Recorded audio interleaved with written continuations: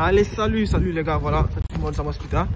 Et c'est la vidéo du jour, voilà.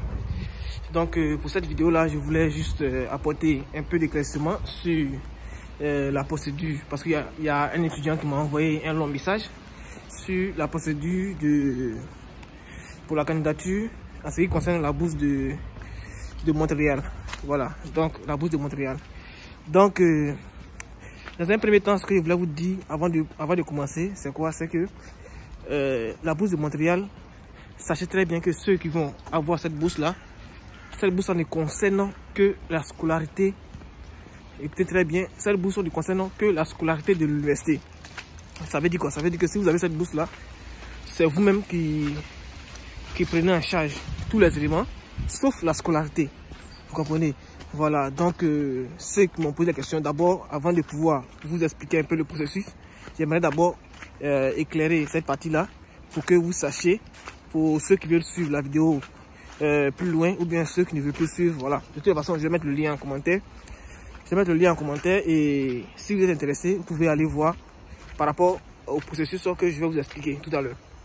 Voilà, donc, la bourse de Montréal, c'est quoi? C'est que pour pouvoir postuler à cette bourse-là, dans un premier temps d'abord, la bourse concerne la licence, le master et le doctorat. Mais l'admission concerne la licence, le master et le doctorat. Mais pour la bourse concerne le master et le doctorat.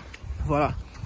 Maintenant, ceux qui veulent postuler, les documents dont vous avez besoin pour pouvoir postuler, vous avez par exemple comme ça.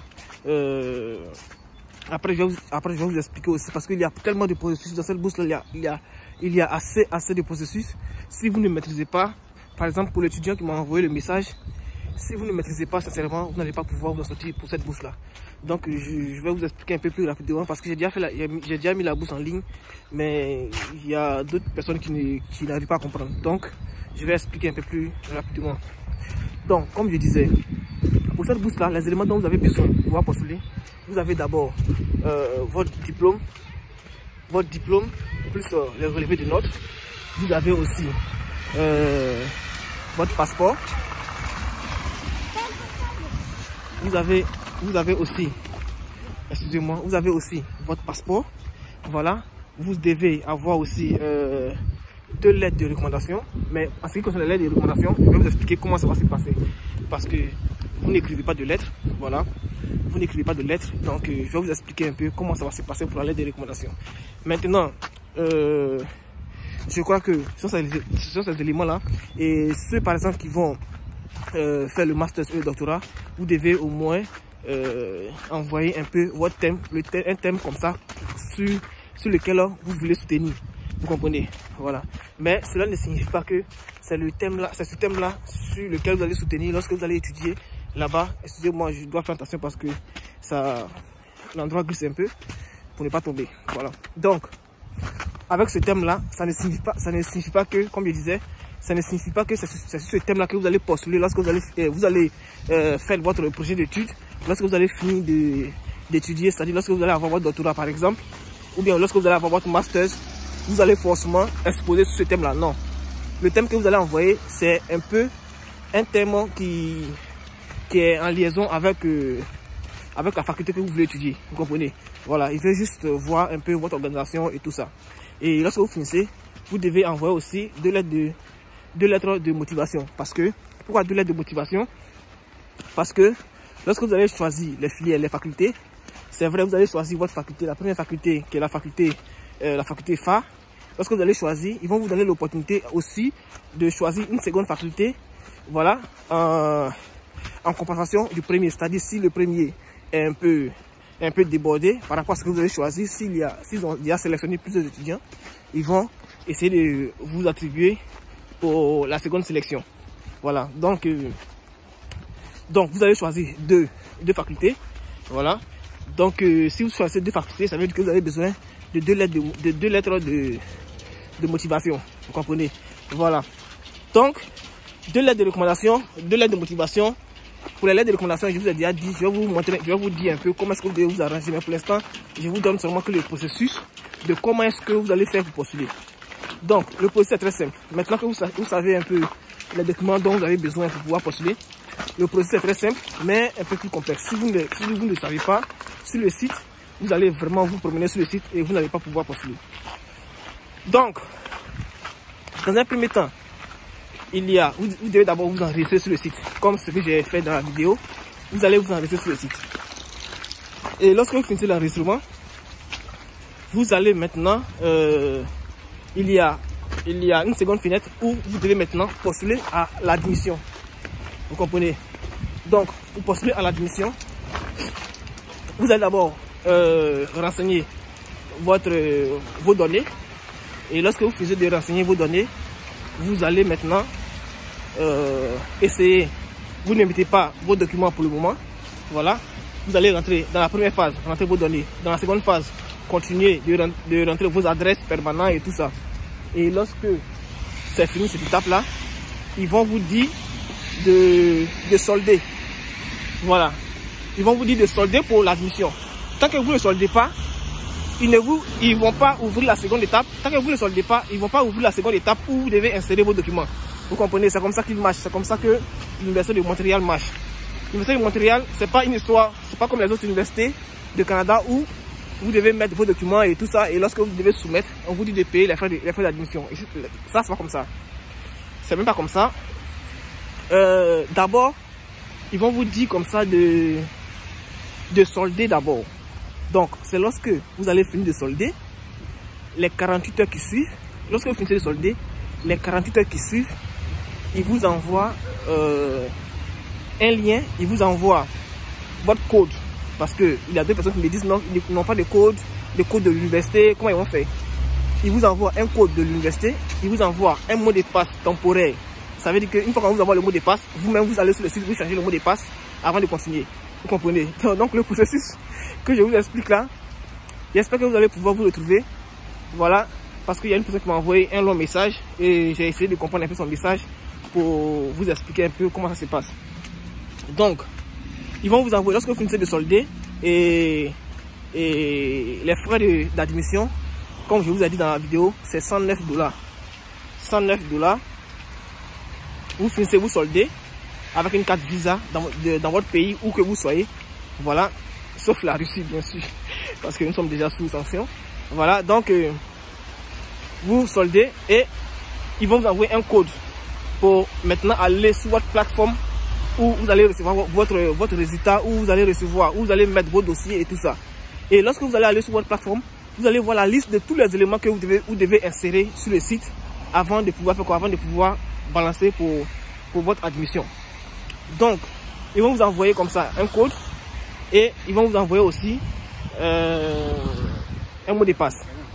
Et lorsque vous allez comme ça sur la plateforme, vous changez directement votre mot de passe.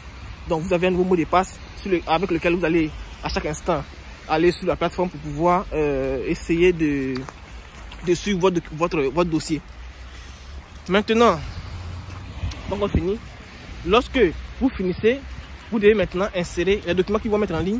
Vous devez maintenant essayer de mettre tous ces documents en ligne.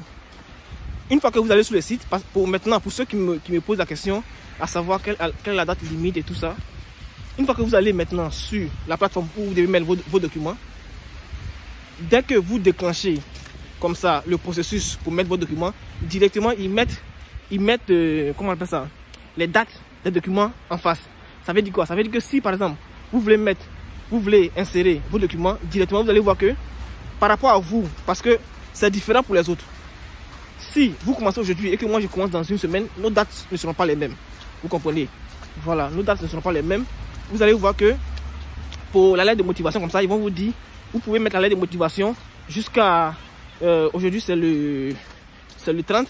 Ils vont vous dire, vous pouvez mettre la lettre de motivation jusqu'au 6 avril. Lorsque vous allez cliquer sur la lettre de recommandation, ils vont vous dire, ok, pour la lettre de recommandation, comme vous devez contacter, tout à l'heure je vais vous dire comment ça se passe pour la lettre de recommandation.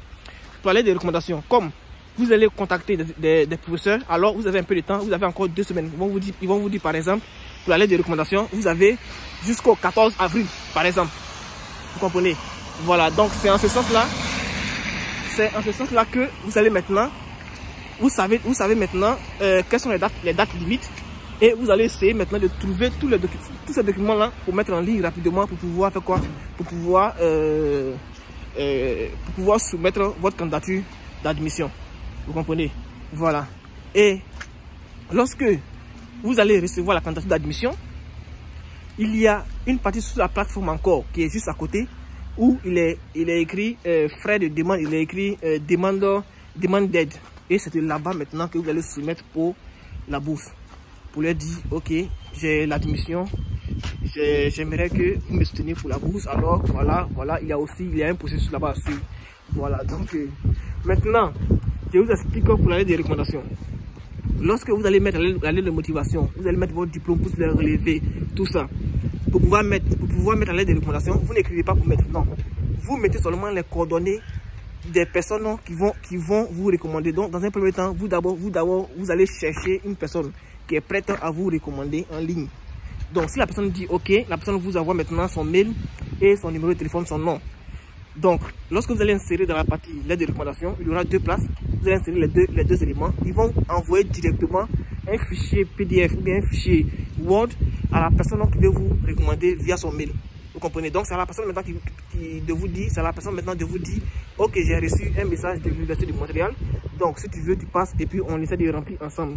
Sinon, dans les normes, la personne ne doit pas vous appeler pour vous dire, parce que c'est une lettre de recommandation. Donc, la personne doit vous recommander. La personne doit tout dire sur vous. Maintenant, comme vous savez déjà, pour ne pas que la personne gaspille un peu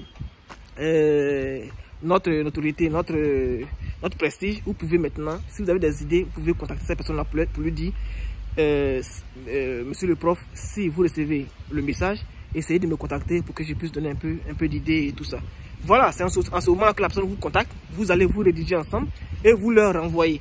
Lorsque vous leur renvoyez, et ce que je voulais dire encore, lorsque vous leur renvoyez le message par le mail qu'ils vous ont envoyé, la lettre de recommandation, vous allez voir que la partie lettre de recommandation qui se trouve dans votre boîte sur la plateforme de Montréal va disparaître.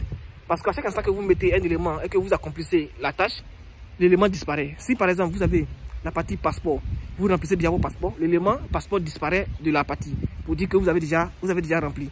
Si c'est les lettres de motivation, vous allez voir que les lettres de motivation vont disparaître.